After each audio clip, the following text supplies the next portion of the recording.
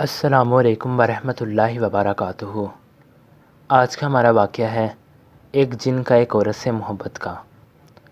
کسی آدمی نے کہا، میں نے ایک دفعہ یہ کلمات کہے تھے۔ ایک شخص نے کہا، میں نے جب یہ کلمات آسمان سے سنے ہیں، کسی سے نہیں سنے۔ میں نے پوچھا وہ کیسے؟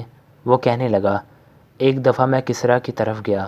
میری عدم موجودگی میں ایک شیطان میری شکل و صورت اور حرکات و سکنات کے ساتھ میری بیوی کے پاس معاشرت رکھنے لگا۔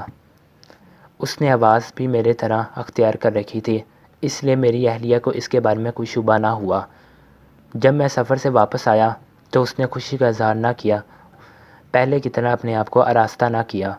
میں نے تعجب کا اظہار کیا تو وہ کہنے لگی، تم کہیں نہیں گئے تھے۔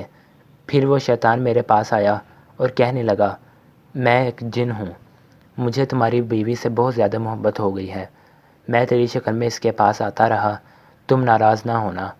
دو چیزوں میں ایک اختیار کر لو، یا رات تمہارے لیے اور دن میرے لیے، یا رات میرے لیے اور دن تمہارے لیے۔ میں ڈر گیا اور اپنے لیے دن منتخب کر لیا۔ ایک رات وہ میرے پاس آیا اور کہنے لگا، میں نے تمہاری بیوی کے پاس رات گزاری ہے، اب آسمان کے قریب جا کر عالم بالا کی باتیں اور راز چرانے کے لیے میری باری آئی ہے۔ میں نے پوچھا، کیا تم چوری چھپے باتیں سن لیتے ہو؟ اس نے کہا، ہاں۔ پھر اس نے مجھ سے پوچھا، کیا تم میرے ساتھ آنا چاہتے ہو؟ میں نے کہا، ہاں۔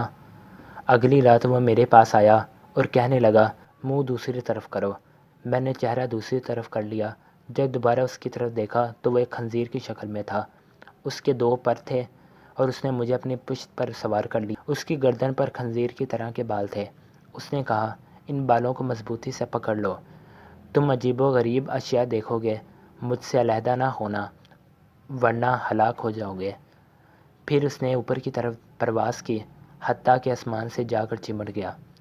میں نے کسی ہاتف غیبی کی آواز سنی، وہ کہہ رہا تھا، لا حول ولا قوۃ الا باللہ ما شاء اللہ کان وما لم یشاء اللہ لم یکن۔ وہ مجھے لے کر زمین پر اترا اور آبادی کے پیچھے مجھے چھوڑ گیا۔ میں نے وہ کلمات یاد کر لیے۔ صبح میں نے اپنے اہل خانہ کے پاس آیا، پھر جب وہ شیطان آیا تو میں نے یہی کلمات دہرائے۔ اس شیطان کی حالت خراب ہونے لگی۔ میں ان کلمات کو دہراتا رہا، حتیٰ کہ وہ راکھ بن گیا۔